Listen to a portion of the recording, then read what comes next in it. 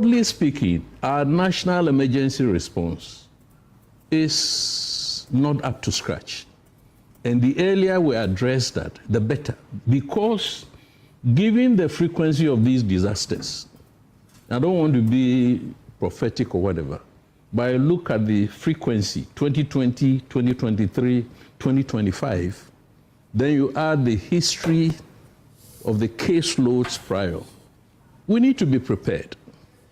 In 2015, the flood and fire disaster at Circle. Mm-hmm. Yeah, that's right. June 3. Mm-hmm. You saw pickups were driven there, people were put in polythene bags, and we saw them being thrown into the polythene bags, charred remains. Doesn't look different. May 9. Well, it just confirms that we are still not learning the right lessons, if at all there are any lessons to learn. I find it difficult to believe that 24 hours, 48 hours after the crash, a second helicopter, in fact, in the immediate aftermath of the crash, one would expect that a second helicopter should have been flown to see whether the site could be located. Thankfully, there were persons, locals on the ground who saw it. And I've mentioned national security. Its tentacles, who are human beings in the communities, were the ones who relayed the signal to national security. You know, but how national security coordinated with the other agencies. A message. You say it. I'll bring it to you. Yes, please. Yeah. Okay, go ahead. I was going to tell you that would your information be different if you knew that this is the number of serviceable helicopters we have in this country? So I didn't want to say that. That's the number of and that helicopter was picking chiefs at the time from Boku to Kumasi with this. And what you are talking about, which you have shown me earlier, we can't say it publicly, right? We can't say it publicly. No, I didn't want to say that. So I was rather you were looking for helicopters to follow up. The fact that no helicopter don't have that luxury meant that probably we didn't have one that was serviceable. We have them, but they are not serviceable. Look, before the Honorable Nitu left office, sometime before, I was sitting at home when General Bedakwa invited me, at the request of the former minister, to attend a meeting at MOD in his office. It was about the state of equipment of the Ghana Armed Forces. All the three services lined up their senior officers to present the state or status of their equipment. And it's not a story that you want to share in public. You can't. From the Ghana Air Force to the Ghana Navy, and these are the repositories of, you know, very expensive equipment before you come to the army, heavy guns and so on. I mean, if the guns are not firing, fine. Thankfully, nobody is going to attack us. But the issues for which we need the Ghana Navy and the Ghana Air Force are always happening. You see what I mean? So maybe like we saying about Galamsey, there's an opportunity also to review the mission readiness of the Ghana Armed Forces. Because look, we know what the Constitution says. The Ghana Armed Forces were set up, if you like, not to carry ministers around. But the job of the ministers is part of what keeps the nation together. So if there are helicopters that are available, which can take them so that their work will be more, need to maintain. Helicopters only recently. Here on your set. Dampari, right? Yes, on your set, you remember, you asked, or somebody asked, whether we should not probably have bought drones. Because maintaining a helicopter is not easy. You fly whatever number of hours, 8 hours, I believe. You need to, not 8 continuous hours, but if you log 8 hours, the helicopter must be down for a certain set of checks to be done. Probably these helicopters, or some of them, have reached the stage where they should have been broken down, palleted, and sent back to China. For China to do all the overhaul, box them up, bring them to Ghana, and then they'll be assembled. But I think the elephant in the room is what you and I know on social media that we can't talk about in public. All the point I'm making is that our national emergency response mechanisms must be asked to scratch other than fatalities, serious injuries. Where are we going to carry those people on our shoulders, as we call it in the army, fireman lift? 45 minutes through the cocoa farm. Right. So I'm bringing you in shortly. Now, the SACs, some explanation unofficial that we have had was that the condition of the remains, the body bags, it would have bent them or would have melted them, so to speak. I don't know if that's something you can something take. We are finding excuses. And that's the best appropriate thing to do at the sacks. You know, cocoa sacks are jute. Correct. Doesn't jute will bend. So I think we are finding excuses. Look, some years ago, many years ago, what we call the cookhouses in the Ghana Armed Forces, we used to use rubbish bins, the metallic ones, before we got plastic. That was how we cooked the arm and put them in rubbish bins and serve soldiers. Then one day somebody woke up and said, look, why are we doing this to ourselves? We understand why we should put cooked yam or rice in those rubbish bins, but it doesn't look nice. Before we imported proper containers for, catering purposes. So we must not find excuse. I'm saying that. I mean, if any one of us can imagine that before those pictures were taken off the screen, one of the children of these 8 saw their father being carried in a cocoa sack, how would this child feel? It's like you have wasted your time serving your country. I mean, that's the simplest that I can put it. And you know that at the terminal end of everybody's life, the one thing that is important is dignity. And that is why when people die, even if we are poor, we mobilize all the resources that we can to give them a decent send-off. We don't just dump them anywhere. Of course, even the Muslim tradition is decent.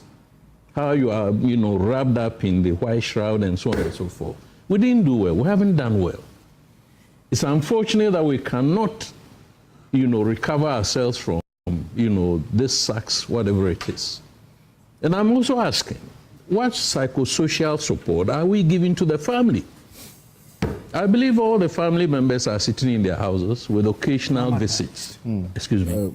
Okay. Went on the tour yesterday. Yes. I think that the points that Colonel Abuaje is raising is very, very, very important regarding our response, emergency response capacity in this country. Your capacity to respond in an emergency situation is not only just based on human resource, it's also based on logistics, available logistics. Without talking about all the logistics that we have in terms of its deficiency, in this country, one of the reasons why we find ourselves where we are is the fact that we politicize practically everything. Thank you. We politicize things to the extent that it hurts us, but we still politicize them. What good is it that you have a fully fledged Ghana Armed Forces and you refuse to tool them? Look, without mincing words, if Togo decides to invade Ghana today, we'll struggle. We'll struggle. Look, all across our neighbors, we probably are the least. Why are you doing the thing for which we have decided not to review our weakness as far as our fleet numbers, serviceable fleet numbers is concerned? These are the number of things that you need, right. the number of helicopters, serviceable that you need at any point in time. I've written them down. I'm not able to say them. These are the number of helicopters, transport aircrafts, fighter aircrafts, all right, presidential jets, and all of that. These are the things that you need at any point in time, at the barest minimum.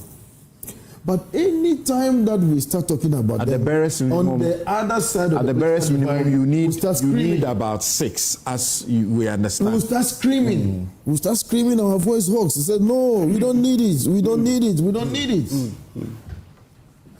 When we brought in, President Kufuor ordered the presidential jet before he left office. We decided to take the Falcon, which was a smaller one. And do you know the capacity? Is it 13 or 14, including the crew? Now, there was a bigger one that had also been ordered at the time, about 35 to 50 seater capacity. That one was cancelled. Well, you needed redundancy capacity, so that if the bigger one is, in operation and goes for service, you should be able to rely on the smaller one, not just for the comfort of the president, but for the use of Ghanaians. Ghanaian military troops going on peacekeeping, they can use them. Ghanaian delegation going on different tours across the world. Even the president himself traveling. Sometimes president travels and the media team are stuck somewhere in transit, or other members of his team are stuck in other jurisdictions. But you have a bigger aircraft. Look, Senegal has it, Nigeria has it, all these countries, La Côte d'Ivoire. And when it comes to Ghana, we say, hey, are we that poor? Are we that? Is it about poverty, or is it about the fact that because somebody else is buying it, no, we shouldn't support? You see what I'm saying? So all these things we know, yet we fight it any time that they come up. Now, who bears the cat? Who has to buy the bullets and take this initiative? You know, when you order these jets, minimum 2 years. That's the minimum. But it can take up to 4 or 5 years. So look, President Mahama can order an aircraft right now, and he may not even sit in it. Same with Nana Akufo-Addo. If he had ordered any aircraft, he was ordering it for this country. And I remember on the floor of Parliament when the Minister for Defense came to make up justification for why we need to replenish and retool the Ghana Air Force. The opposition on the other side of the political divide was fearsome. And that's when we started talking about if the president is taking shower in the aircraft and so on and so forth. You remember all of these things? Yeah, but do you know who? Let me ask you a question. It was okay to complain that he was doing, extravagant private jet flights. If he had done, people were saying he could do economy. People were saying he would do less expensive, jets. I appreciate that. Look, do you know the president had traveled on occasions, and his baggage didn't come. He traveled commercial. The whole president travels and then his baggage didn't arrive. I mean, this is so embarrassing. Now, this particular helicopter, guess who used it the day before? Find out.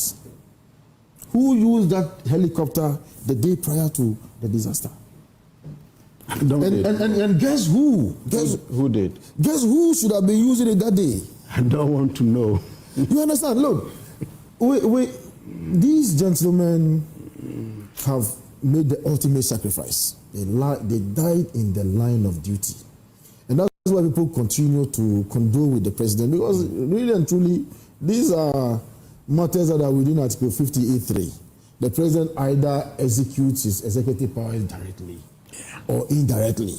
And so they were discharging all these duties on his behalf at the time. Literally, and in fact, the president was the invited guest at that program. You can imagine the level of calamity that would have befallen this country. Because the president would not travel alone. He would have again been traveling with ministers and then key advisors. Look, let's stop the hypocrisy. Thank you. Let's stop the hypocrisy. Let's recognize that we are building a nation.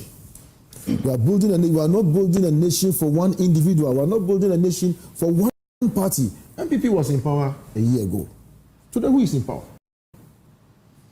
And you have taken power, you've taken charge of all assets and liabilities, including if we had all this retooling that we needed at any point in time.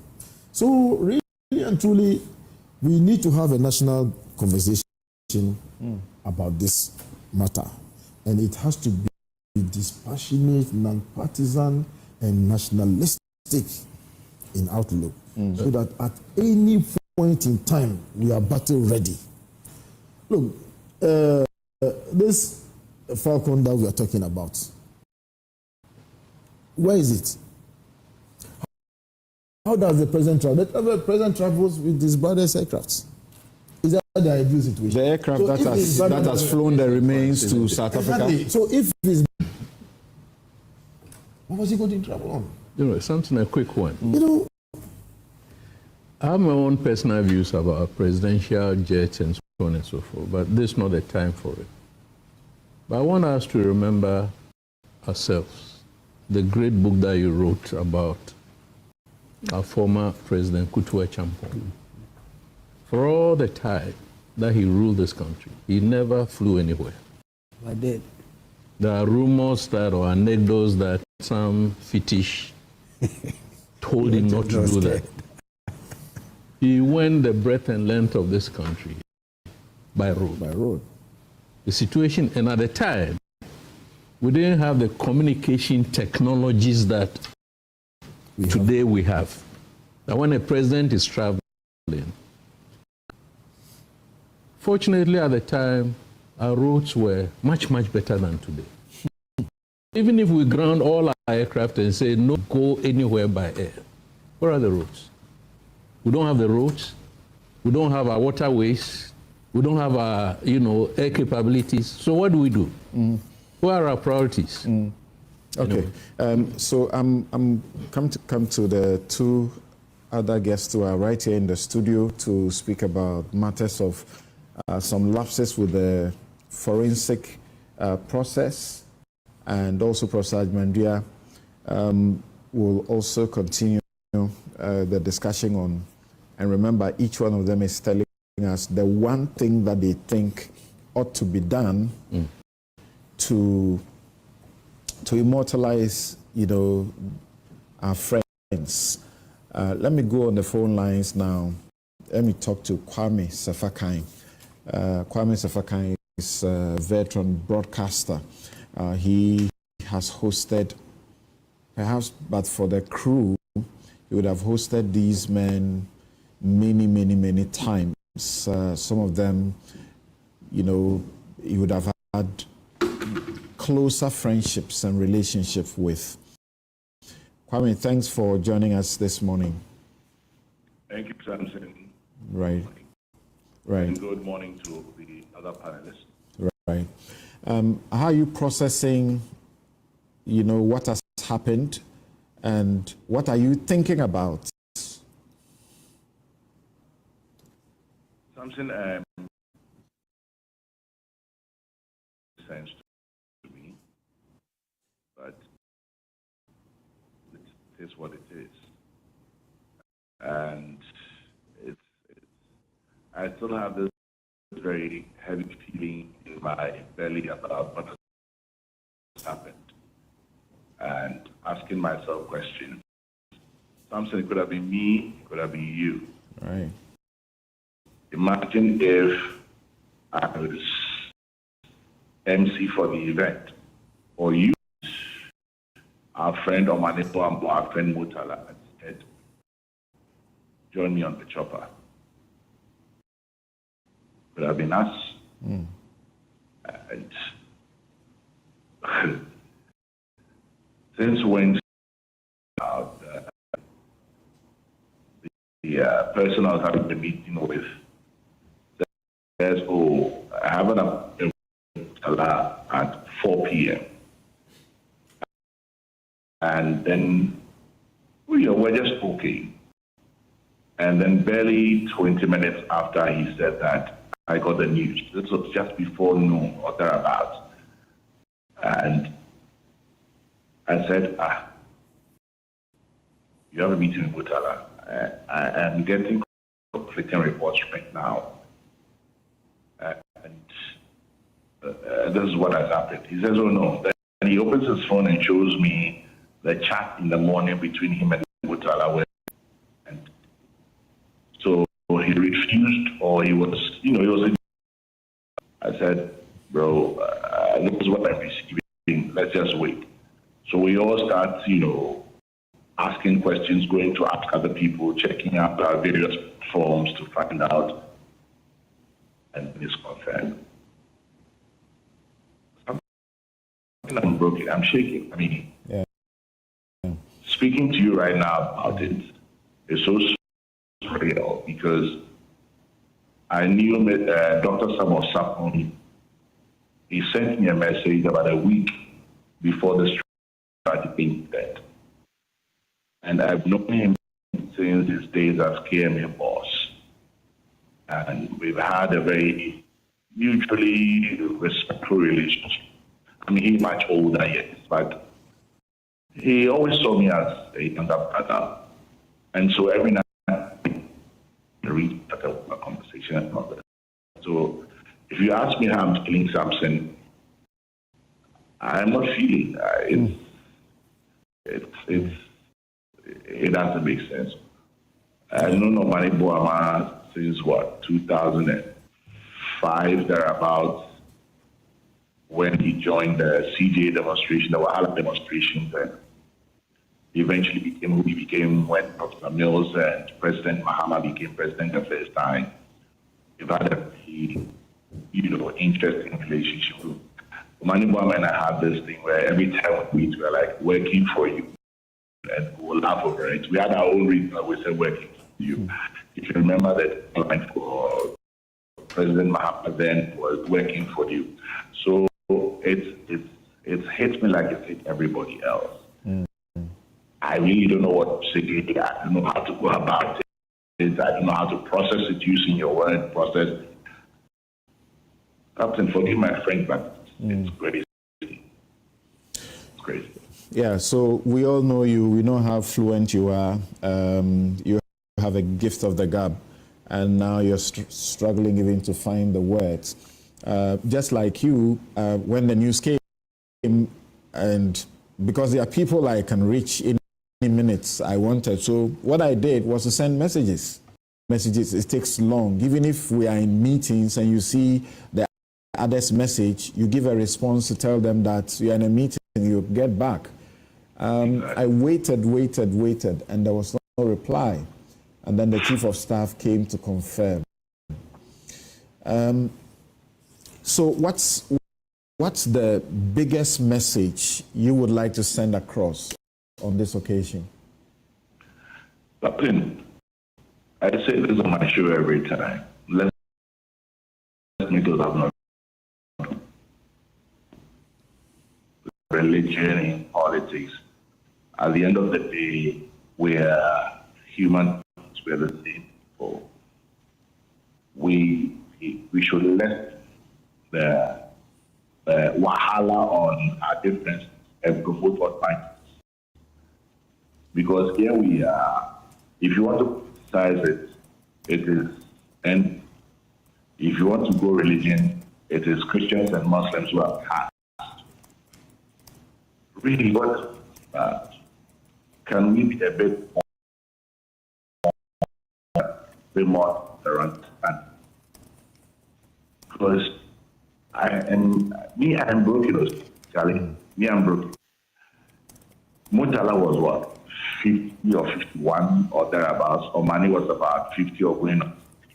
Yeah, Murtala 51, Omani 50. We are age mates. Yeah. Exactly. So these are, as we say in the book,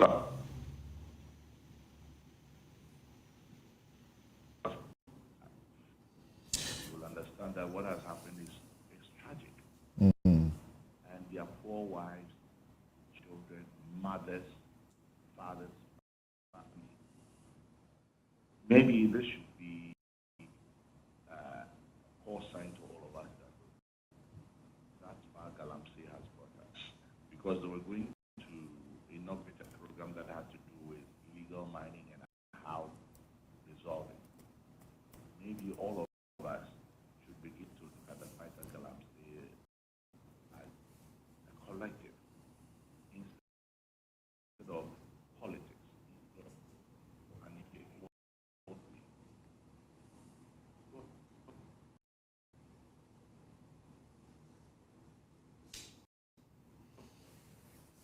Did we lose Kwame? I don't know what the man told his wife the day he left. Muntala, I beg your pardon. Muntala. And I did go up, Samson. I did go up. And we take these things for granted. And sometimes you ask yourself, what is all this about? What is all this about? This young sergeant who apparently got married only in, July 5 back here. The poor wife, what should she do? How did she take it?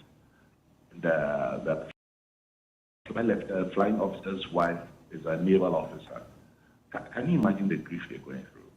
So for me, it's devastating. It's a sad day. And I only hope that we'll reorient our thinking towards the issue of illegal mining and how we address it. It's a clear and present danger. They didn't have to take the lives of these 8 people. I earlier heard Professor Abuchi talk to realize. Charlie? Okay.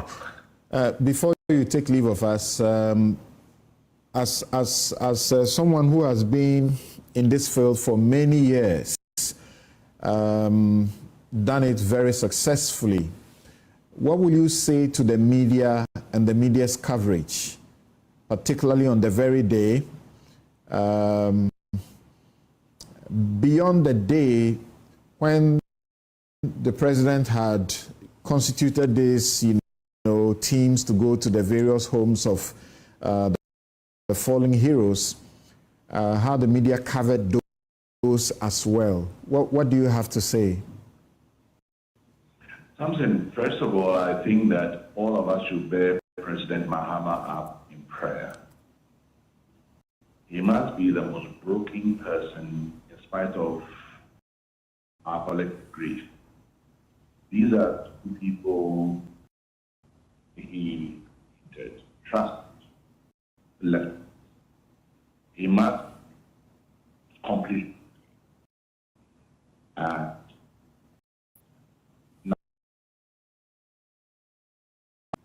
all the others, we should bear them all up in prayer because we focus on Dr. and the efforts as well. Let us all up in prayer. Moving on to that, the need we have done not bad, except that this issue of school development space. So we move forward and it. But some paranoia also exists. So I said that fix them what you're asking. How to regulate state general, especially comes to like how to hold the fact that fortunately they were exported due to that those sites are responsible. All of them. But if you ask if they have should exhibit that is of professional judgment. And so far you get it. And this is all you can expect that you have done. And for me, as journalists or as broadcasters of media, this is the best. And you said, national fact. And all of us are united. It is not a politics spring, but answer your question again. As media, I think we're like for a few areas where you are don't want to start because but I would have featured on what it is that all of us have put our minds that we are seeing our brothers who are or in such a gory manner. That is how. But I'll give the media a thumbs up in spite of the infractions that you and I know about in terms of ethics. All right. Kwame, thank you so very much. Kwame Safakai, host of Kokroko on Peace FM. Thank you very much. Circulating some of those footages. I don't know why you want them and why you are circulating them. Please, kindly delete them. Delete them even from the internet. Those who have footages that we don't want to talk about, that you have, that you are sharing around and putting all over the place. Think about it yourself. If you knew these people closely, if they were your relation, would you want this to be on the internet? Think about the harm you're doing to their, relations who are going through this very difficult time. They are little children. Please, if you are keeping them on your phones, you don't need them, please. Delete them. After the Communication Ministry issued a statement pleading with all of us to take them down, people are still circulating them. Dr. Kwame Akufo-Addo, former Director General of the Ghana Broadcasting Company Corporation, GBC, actually raised an issue with this and reminded us of the ethics, that speed is not everything. Right temperament is everything. So in the traditional media too, let's be very sensitive.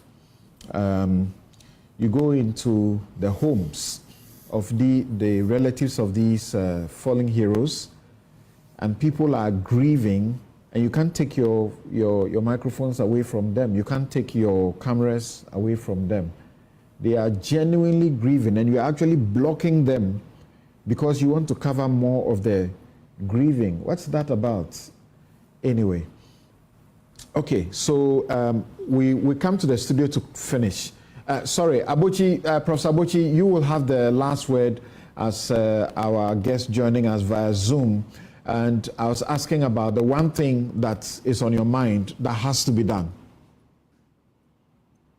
Well, it's important for us to appreciate the fact that we stand in a very difficult moment of history as a country. We'll have to decide, we're at a crossroads. We have to decide whether it is business as usual, whether it is just a footnote in our history, or whether it will represent a major chapter. I would argue that this should represent a major chapter. These people have paid with blood. They paid with their lives, never to get it back again.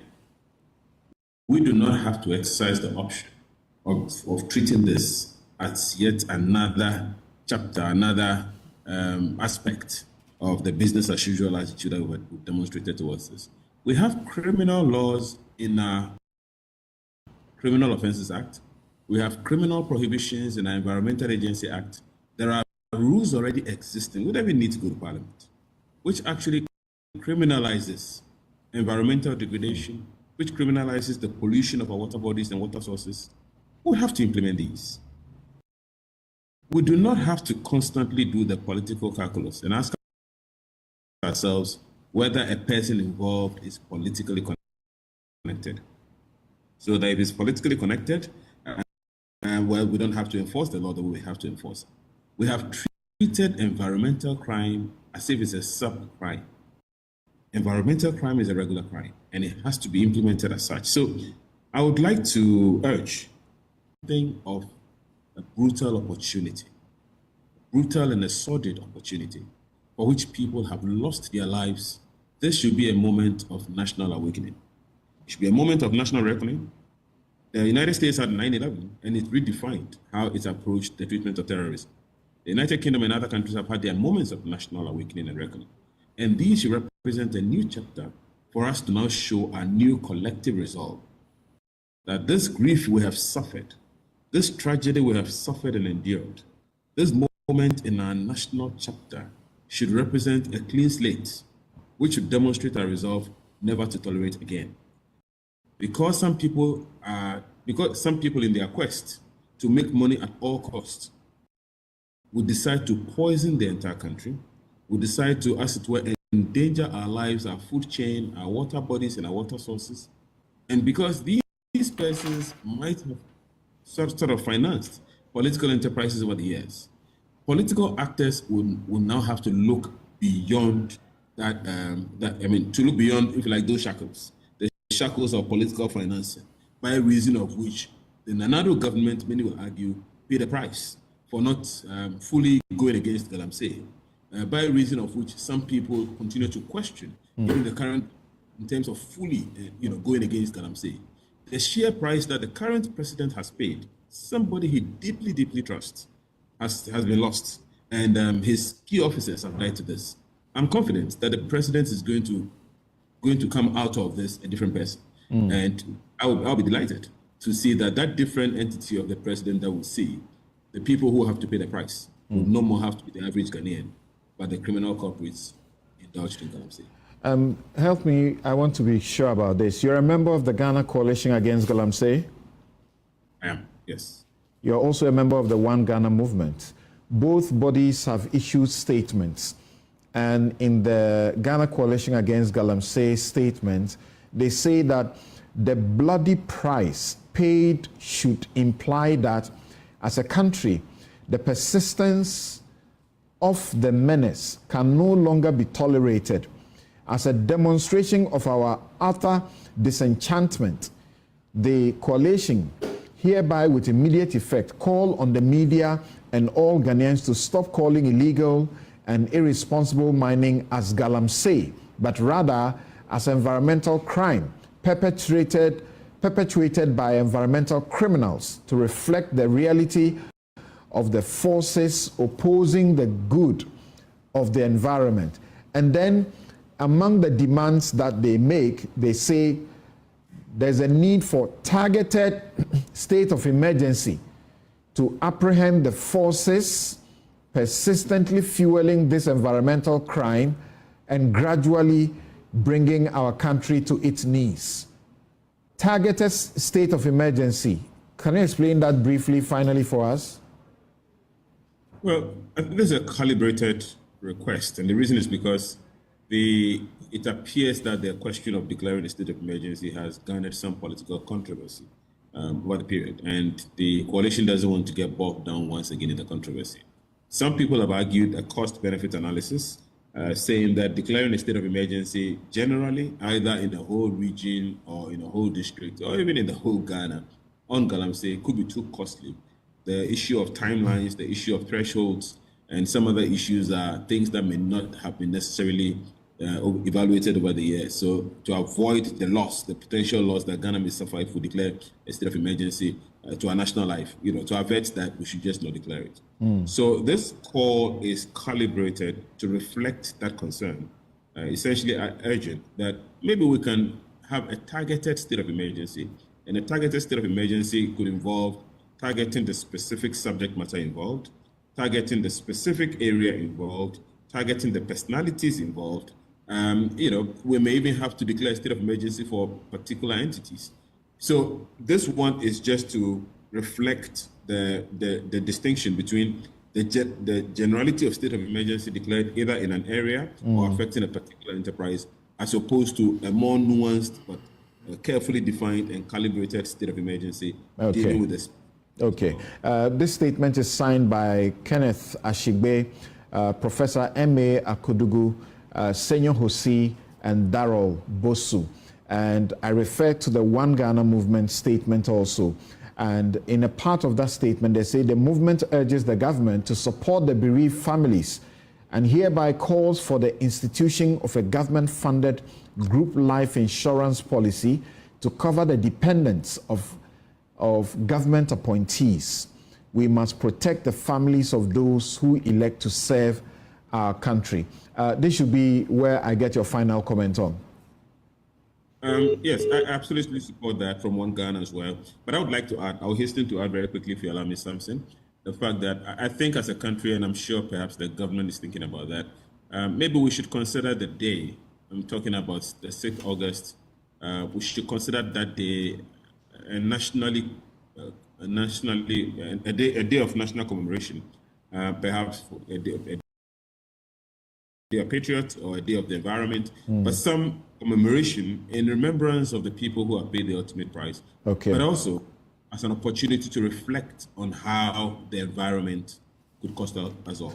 Okay, thank you very much. Now I come to the studio, but we take a quick break before we do that. A couple of messages I share with all of you who are joining us all over the country and even beyond the country. Kwame Selu-Sapon says, 6 years ago, I warned on your show about the potential risk of galamsey. Now it has poisoned our rivers, sickened our people, and now it has taken lives, including those of government officials and serving officers. In this, I lost a friend. How did we allow the very guardians of our nation to be swallowed by the disaster we could have prevented? Was it greed? Was it negligence? Or was it simply that we did not care enough until it was too late? This is not just an environmental crisis. It's a national betrayal. Every life lost is a question we must answer. The time is now to rid this country of a predictable disaster that has become an albatross. Atabedu says that, imagine if you were Muntaka, and I'm sure most of you have heard the story of Muntaka, the Ashanti region minister tells us, who did a yeoman's job on this occasion, tells us about how Muntaka was supposed to be part of this trip.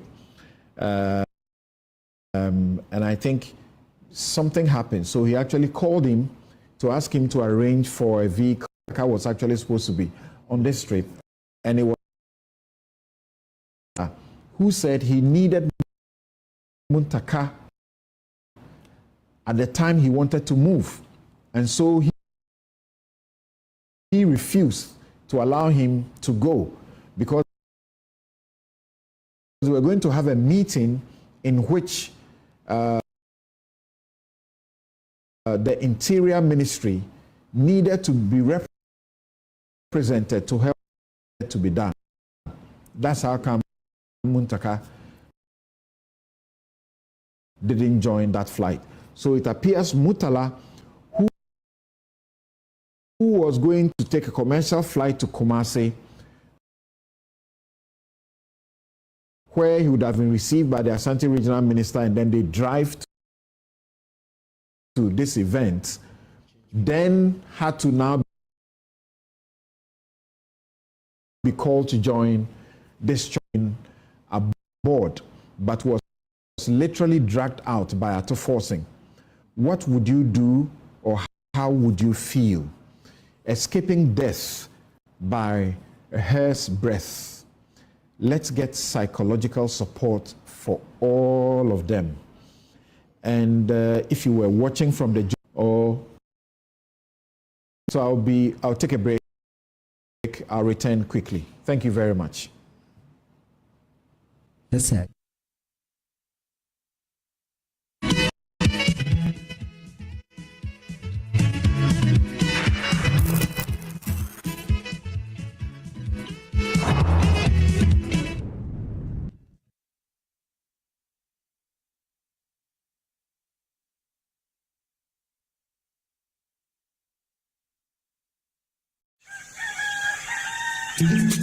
Still, Misaka. And Nemu was a summer brabo. And it can afford swabrabo. Misaka pensions, Carol. Misaka or the Sika. Misaka insurance.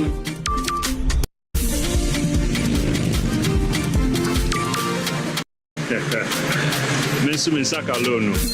Momo Fogusuri echumaden, the aboye nyina ye sika ho ban. Se NTN ana momo jumaye ni befrewa or the 0244 300,000 ene befrew. Ne ana se upin code 80 aweni na o na wonsa enka o momo.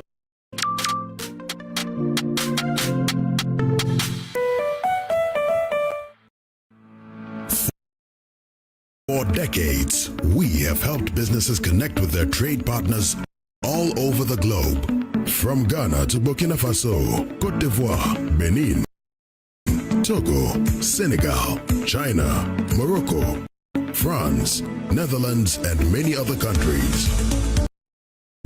We have made it possible to bring Ghana to the world. We have brought small and medium businesses closer to across the regions in Ghana with our SME support facilities. We have brought relief and smart cutting-edge technology and digital support.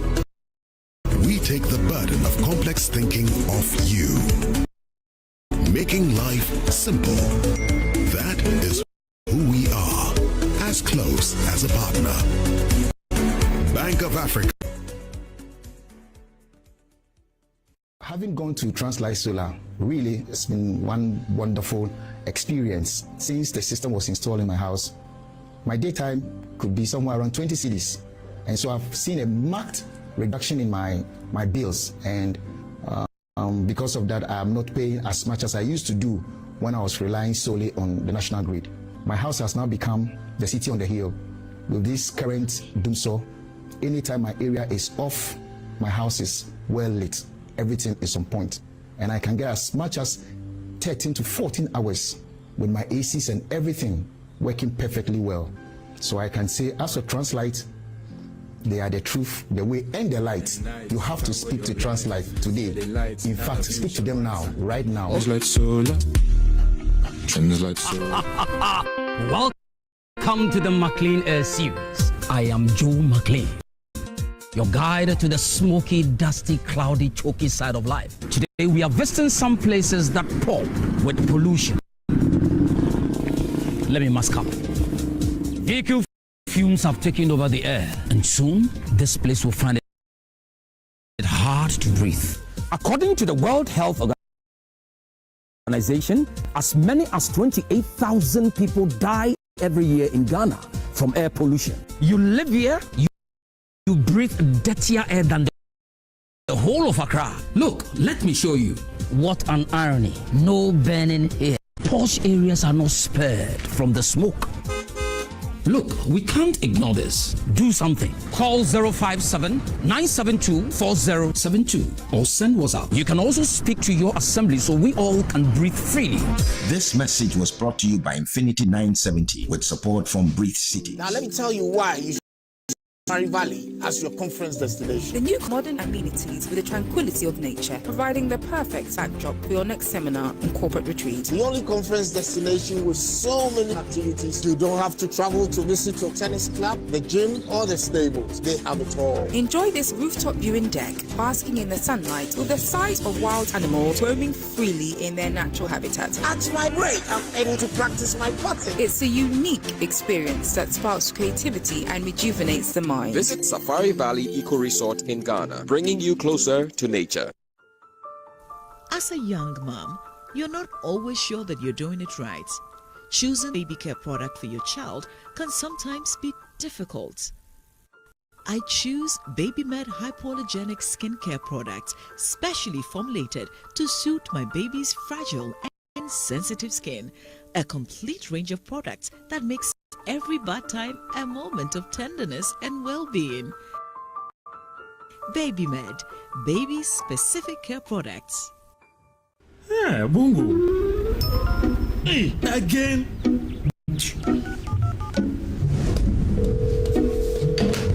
Hello, thank you for calling MTN. Yeah, this is Jerry. Jolly J for short. Hi Jerry, how may I help? These days I'm not happy with you guys at all. What you guys do is not cool, crowd. How do you mean, sir? You've been giving Bongo gifts all the time. Who is Bongo? Oh, Bongo, my friend. He purchased in my room. You don't know Bongo. Oh. I've been giving free gifts, but I don't. That don't be gift is him. That's MTN rewards, sir. You can also get freebies because on MTN, doing always gets rewarded. Doing more of the things you love.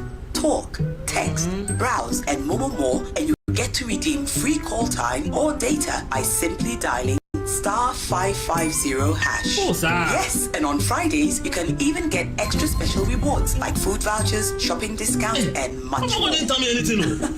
He will move out. Doing gets rewarded, eh? Hey, but your voice is really nice, so. Would you like to know how I got the name Jolly J? That won't be necessary, Mr. Jolly. Calling customer care service doesn't give you points. I'm gonna call my mom. I'll call my grandma. I'll call my ex. That girl can talk, Papa. Hello, Mama. So what's the topic for today? MTN. So, Charlie, the deal there, I almost get her.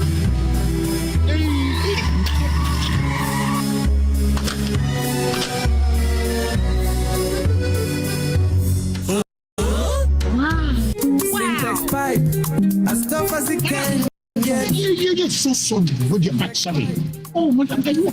You was like, what the cat never won. You can catch it. Hey! Now, I'm back. Between and Capai and Cabo. Hey, madam, bye, menu. I have sent us pipe. Metono, Omukacham send a one day pa. Say a fee, say a foam. The other pipe we be a yen gum. Syntax pipe. Why, Eliki? Come, madam. From today, syntax pipe in my pipe. No 2 ways. We need a pipe ben use. SINTEX pipe. Syntax pipe. In the water. No hala.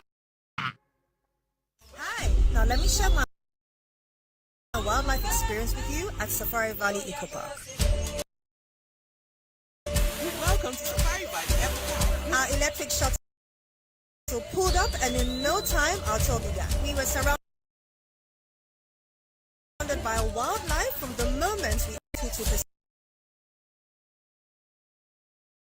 natural habitat undisturbed by our presence. We saw zebras, sable antelope, brown crane, mara, silky chicken, nyalas, Shetland ponies, and so many animals I just couldn't keep up. Our tour guides taught us so much about the wildlife, their behavior, and how to interact. Fishing on a man-made canal. Then we took a break to have lunch in this serene environment. All this amazing experience for this price for adults? This price for teenagers. It's a bargain. As the sun began to set, it was time to go back home, but not before dinner. Safari Valley Eco Park, bringing you closer to nature. When it comes to your kitchen, don't settle. At Safety and Home Solutions, we combine European-made aesthetics with premium materials built to last. Every cabinet, drawer, and finish is crafted for both every day. What makes us different? We custom design your kitchen to fit the exact space. No guesswork, no one size fits it all. Just clean lines, smart storage, and the layout just fits how you live. And once you approve the design, no stress. Our in-house team handles everything with precision and care. Visit us at Safety and Home Solutions Kitchens on Spintex Road opposite the DBLA Ultra Center and start designing the kitchen you deserve.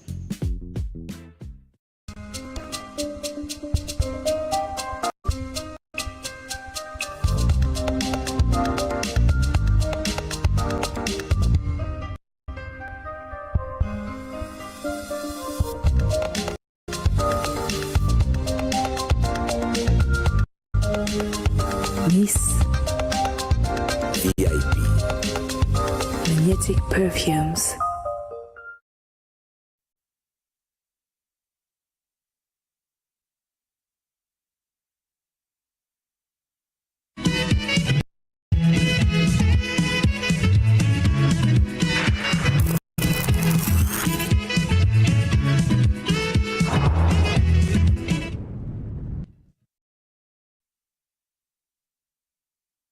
Military officers are joined by some civilians who put on protective gear as they ready themselves for the challenge ahead. The difficult task of searching for the wreckage of the crashed helicopter from the task of the government's quest to delve into the bottom of circumstances surrounding the crash which claimed the lives of 8 persons, including 2 cabinet ministers, on board the military helicopter en route to Obuasi from Accra on Wednesday. Of both the flight data recorder and cockpit audio recorder, vital components of the aircraft in assisted investigations, but experts hope to retrieve portions of the crashed helicopter wreckage and some other evidence, including personnel for the Akrofom constituency.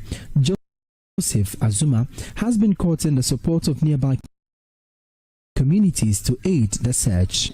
Those who pick something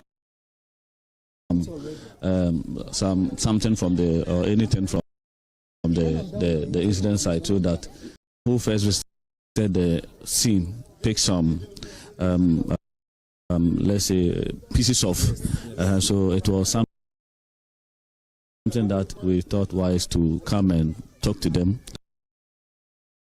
do announcement, so that if there was something for the investigation that they need to conduct. Despite the local collaboration, farmers say they are being denied access to their farms as the investigative team cordons off portions of the forest. You're welcome back. This is News with us this afternoon. Bafo Ajimandria, Festus Abuaje, Hassan Tampoli, and Pet Paul Wepeba. So I'm coming to you now. Festus Abuaje retired, and you also issued a statement as the Academy of Forensic Sciences. In this situation, this is an accident. What else could have been done? So, what else could they have done? Right. I think the emergency response team on this occasion failed to manage this situation or crisis properly. Alluding to what Kedal Abuaje said, it's a team, and I know for a fact that every Nadmo district office has the team, on the program grounds. Moving to the crash site would have, been managed or arranged in such a way that they would go with the Ghana Fire Service, they would go with the National Ambulance Service, the police, the military, because it's a team, they work in concert. And knowing what, you cannot go just go collect, sacks from the community and use it on this purpose. The reason why we're saying they have failed is that aviation forensics is a very complex one. The parts of the wreckage can actually even tell when broke mid-air, the distance traveled by the debris can't be able to give an information about that. If there was a collision mid-air, the distance traveled by the pieces could also tell a lot about that. If there was a structural failure mid-air, this could also give a lot of information about that. And then if the explosion resulted from the impact on the ground, the distance traveled by the pieces could also give a lot of information. So being, emergency team, the best they could have done was to have cordoned the place. That was the first thing to have done. You coordinate and make sure the crime scene is not disturbed, because in this sense, it is a crime scene and it's a mourning environment. By the time they got there, the townsfolk were already picking debris, running away with them. Yes, some had been called to bring them back. Somebody just returned the watch. I'm coming to that part. This part is in relation to the bodies, the dignity of the bodies at the scene. But if you talk of crime scene management in this country, it is a disaster because it isn't only the scene.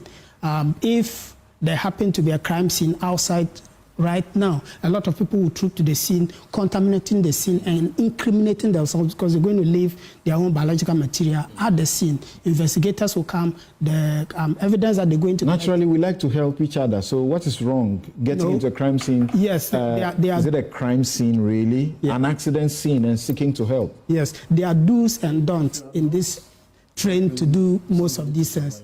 Yes. So there are do's and don'ts about this, and if you read the second part of our statement, I want to have this national conversation of having a national forensic policy or strategy going forward, which would include education for the public to know what to do in situations like this, so that they don't incriminate themselves, they don't contaminate the crime scene, by way of trying to help. A national education. A national education as part of the national forensic policy.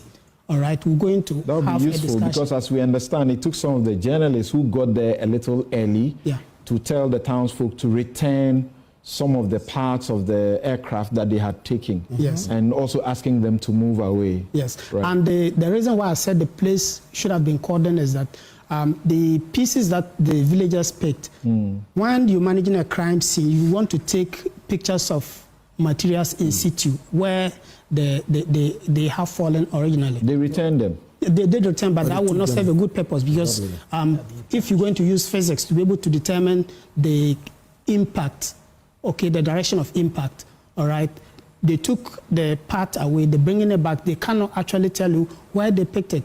So that cannot be helpful, even though it can help subsequently in the investigation processes. It wouldn't have been able to help, determine the direction. You seem to have concerns also as a group that the remains are being taken to South Africa for examination. Yes.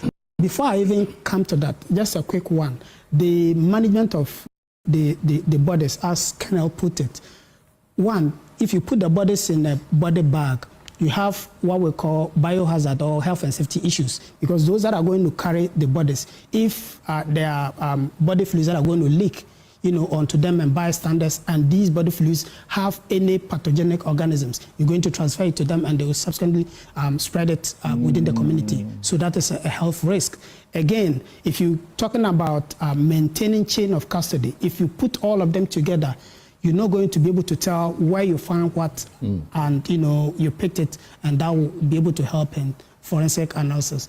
Also, if you put the bodies in that sort of sack, it is going to help a lot of gases build within the bodies, all right, and that would further affect the measures that are going to be put in place to help identify the remains. And then finally, if you put all of these, pieces together, the bodies are fragmented, so you cannot tell whether this arm that is lying here is for person A, this feet lying here is for this person. You put all of them together, and when it happens to be mixed together, you find it very difficult to actually be able to interpret your DNA results. And that is one of the reasons why the samples are even sent to South Africa, because there's a difference between regular or normal paternity or maternity testing and forensic DNA testing. Because in forensic DNA testing, you have a mixture of, material, body fluids. So you have to be able to use a lot of advanced technology to determine whose DNA profile is this and whose DNA profile is this, and that is why it's difficult. But if it's a normal paternity or maternity testing, you take a fresh sample from a child and the mom and the father, it is very plain. You compare and see, do they match? If they match, that is it. But for this, it's difficult because the bodies are mixed up. So if you put them in a sack, you're also going to, help make it difficult for those who are going to interpret the DNA results. And the reason why they sent the samples to South Africa is because of lack of capacity building. Locally, we have the expertise, all right? The Ghana Academy of Forensic Sciences, we have... I don't understand. You have the expertise, then you say lack of capacity building. What lack capacity are you talking about? The logistical and structural capacity. but the human resource we do have. Okay. So we have the human resource, but we don't have the capacity to be able to do that. Currently, the Ghana Police Crime Lab, they have certain genetic analyzers which could have been used to do this. But under the circumstance, we have Muslim brothers and all of that in there. We want to have the remains identified as soon as we can, so we can bury them. If you're going to use traditional methods for the identification, it will take time. Okay. But if you go to a place where they have these advanced, methods like next generation sequencing and all of that, it becomes fairly easy to undertake the process on time. But okay. Ghana hasn't invested in that area, so that is why I want to have this argument or this discussion to bring on board government that we have the human resource. All we need is this to be able to help maintain that. Not to cut you short, it isn't only human identification. Over the years, we've been having fire outbreaks, market fire outbreaks and all of that. The fire service would go there, they gather the evidence and all of that. You need forensics, you need, forensic chemistry to be able to determine the component that you recover from the scene or from the seat of the fire. If you just collect them and you cannot determine the composition, it is of no use. They send it out, it can be done here. But we can do it if we have the, the logistical... Prof, the president cautioned that, well, naturally, everybody's inquisitive and questions are being thrown left, right, center. But we should all be calm, and that he said the investigation will be transparent, and then in the end, will be informed accordingly. Do you have faith that the military conducting the investigation will help us? I've heard some people suggesting a kind of an independent body doing that because of the concern or perhaps the fear that since this involves a military craft, there could be some self-interestedness in that. That has been the concern. But generally, I would say that we can credit the Ghana military with some kind of decency in the ways they conduct themselves. I do not expect that because they're involved, they will camouflage or they will kind of falsify information to that effect. But Samson, let me pick on quickly what my good friend Tampuli said earlier, because this is what has come to haunt us. You may remember that about 2 months ago, our late departed friend, Omani Boama, as Minister of Defense, made a point. I don't know if he said that the presidential jet is not fit for purpose. Yeah. It's rusted. You remember that? Yeah, it's been grounded somewhere. Precisely. And that brings us to the point that my good friend made. Kufuor's time, when he decided to bring in 2 aircrafts, there was a rebuttal by the general population. Then one of them came, the other, President May, cancelled it. During the Kufuor's time, he also came out saying that, look, what we have is not fit for purpose. It's not for me, it's for the nation. Again, he was rebutted. I had the opportunity to visit a Ghana Air Force base. I inspected for the first time. Somebody took me around to see the presidential jet. Not fit for purpose. So I'm glad that Omane Boama, who raised this issue, unfortunately is gone, but that issue must come back to life. We still have a president, we have top officials. There was a problem with this aircraft, but that's not determined yet. The one that crashed? Yes. That's a different story. I'm talking generally about the need. It's need retooling. But I'm talking about the need for effective, efficient, at least 2 aircrafts for the Air Force to ferry our presidents and top officials. No, at 3 different levels. As we understand, the standard is that there should be 6 aircrafts each. Correct, that's the top. 3 different levels. I agree. Right. I agree. 6 even each the basic. 2 we don't have. And now we are being told we have only 1 helicopter. So certainly, you show the number. And that's why the president is traveling around in a private jet, and that certainly is all becoming of a country like Ghana. But are you surprised that the police got 3 not long ago? 3 helicopters. Where have they been? Have you heard about them since they arrived? Have we heard about? I think I saw one. It looks like there's something we have to know, right? We have to find out. Okay. So anyway, that is one big thing we need to look at. Then, which means that we have to have a political consensus on what is truly national. It's not partisan. That's right. When you have a presidential jet, it's not NDC and PP. It's for the state. And our state officials must function effectively. Suddenly, the president can be invited to Nigeria, for ECOWAS, to anywhere. He should be able to fly. That is a must. So please, let's put this partisanship aside and concentrate on what we can. It's actually a problem, is it not, Colonel, that he's been traveling on his brother's jet? That's a different story. In the absence of anything, it's not tidy. But in the absence of official plane, there must be something for him to travel. Whether we have to change it or not is a different story. But now he has to travel. The second point is this lack of partnership between the civilian and the military control towers. Okay, traffic control. Because from what I understand, if there was that partnership, and since the Air Force has a forward team in Kumasi, NWA, and elsewhere, once any Ghana Air Force helicopter or plane takes off, it will be closely monitored by the military traffic controllers. We don't have that. The air traffic controllers, civilians, they are mainly for commercial flights. But you see, Air Force is not just for going to war and softening the ground for the ground troops to move. So you're saying they are not able to monitor from point of departure to point of arrival? Correct.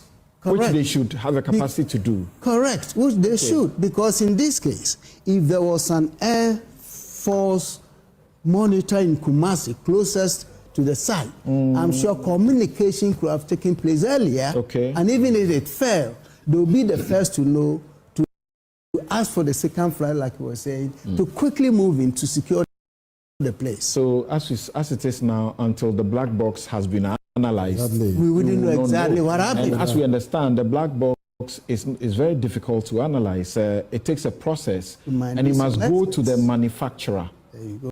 Or some other, institution. Process. And it could take a long time. So it has to go to China. Yeah. It's not. China will not be happy if it goes to the States. So this is not the aircraft. It was not manufactured. Manufactured right. France and China. So, right. So if Prof is done, I'll take your concluding comments as we draw the curtains. Yes. I'll come to you. And the final point, by the way, I'm stressing on the need for partnership between the civilian and the military aircraft traffic controllers. The final point, you asked about what we need to do for our heroes. Well, there are two places. Maybe name some very national edifice to honor them. But I think the best way to honor them is what Tony Edu said, Dr. Edu said earlier. Galamsey, they say that and stop it. I think that would be the best honor we can give to these eight. He's actually surprised that the president has not declared a state of emergency over the Galamsey yet.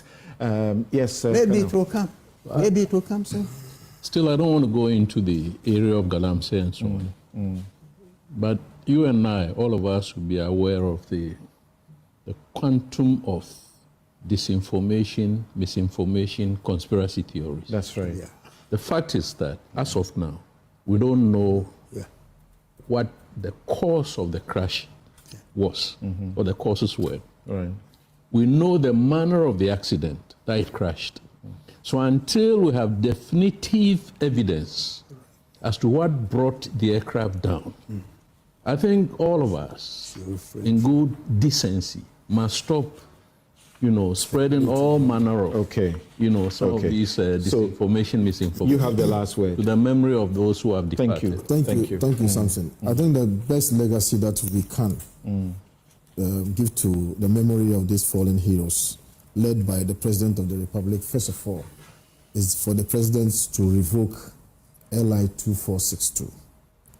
Like, there should be an immediate revocation of LI 2462, mining in forest reserve. Secondly, the president should declare a state of emergency as soon as possible. Look, there's been so much talk about Galamsey. We don't need to even have any conversation about it again. Right. That has been said. Thirdly, I think there should be a parliamentary inquiry to establish the cause of, the crash and to make appropriate recommendations to foster. Thank you. Thank you also very much, gentlemen. And my outfit, as always, is by Konatic Clothing. You can call them 0244676732. I'm Samson Ladianyani, my guest, who stayed through till now, Hassan Tampuli, MP Gushon, and Deputy Ranking Member, Constitutional and Legal Affairs Committee of Parliament, Colonel Retired Festus Abuaje, is author, conflict and security analyst. Dr. Pet Paul Wepeba is president, Ghana Academy of Forensic Sciences. Also, we've had Professor Bafo Ajmandia, former UN senior governance advisor. Have a good afternoon. And in this evening, please let's all find our way to the forecourts of the State House. That will be a time of some memory, sharing reflections, if you can. There are some of you I know, some of us I know, you just can't stand being in public and getting exposed over what you go through, the trauma you suffer as a result of this. The show was also brought to you by Bank of Africa, strong as a group and close as a partner. MTN everywhere you go. Ashesi University, educating ethical and entrepreneurial leaders for Africa. Robert & Sons Optical Services, your comprehensive eye care service provider for 33 plus years. My Way Insurance, dial *165# on MTN to join My Way today. Syntex Tanks, it's strong, it's tough. Activa International Insurance, our clients, our passion. International Facilities Management Association is also proud to be associated with Newsfile. And Safari Valley Eco Park, bringing you closer to nature. Have a good afternoon.